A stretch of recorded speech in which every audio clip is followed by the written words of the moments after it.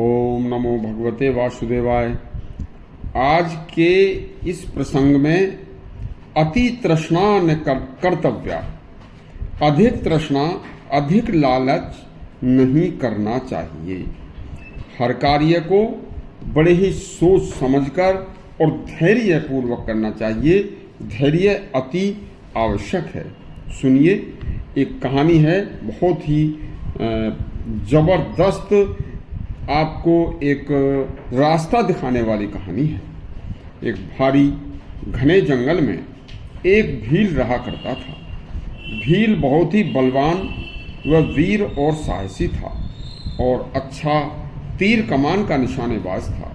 उसका कार्य रोजाना प्रतिदिन जंगल में जंगली पशुओं और अनेक प्रकार के जीव जंतुओं को मारकर उनका मांस बाजार में बेचकर और उस शिकार करके मारे हुए पशुओं के जीवों से ही धन पैसा प्राप्त करके अपनी जीविका चलाना था।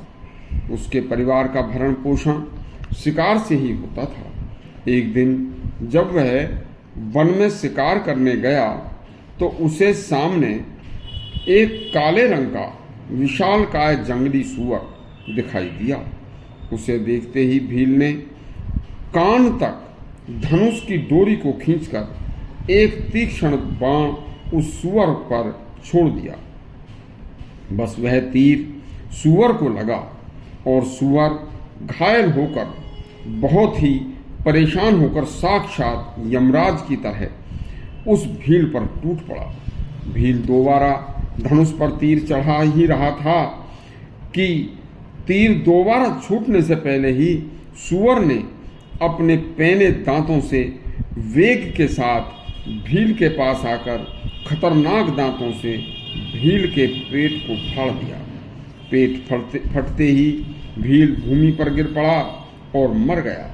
उधर सूअर का भी भील के तीक्ष्ण बाण ने हृदय मर्म स्थल भेद रखा था और पूरा अंदर से वह हृदय उसका फट चुका था। इस कारण सूअर भी वहीं भील के पास गिरकर मर गया। अब दोनों ही शिकारी भील व सूअर एक ही जगह पर मरे पड़े थे।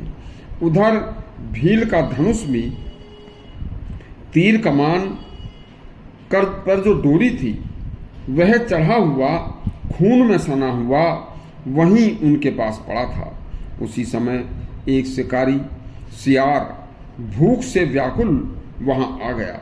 उसने भील व एक सूअर को मरे हुए पड़े देखा तो बड़ी खुशी जाहिर की कि भगवान ने आज मुझे कई दिन का भोजन दे दिया है। अब इसे आराम से धीरे धीरे कई दिन तक खाकर मौज करूंगा।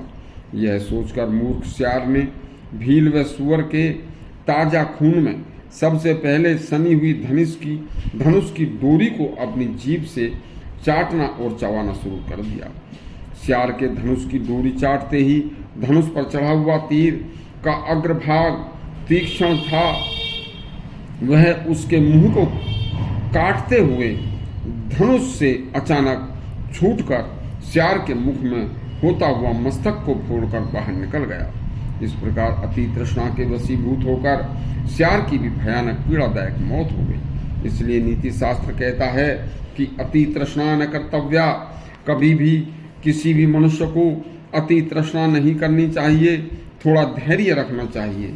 अपनी इच्छानुसार कार्य हो जाने पर ही धैर्य रखकर सावधानी पूर्वक कदम उठाना चाहिए। देखिए, यह पंचतंत्र के मित्र संप्राप्ति अध्याय से लिया हुआ प्रसंग है। यदि आपको अच्छा लगा हो तो हमारा चैनल सब्सक्राइब करें और घंटी दबाएं। धन्यवाद।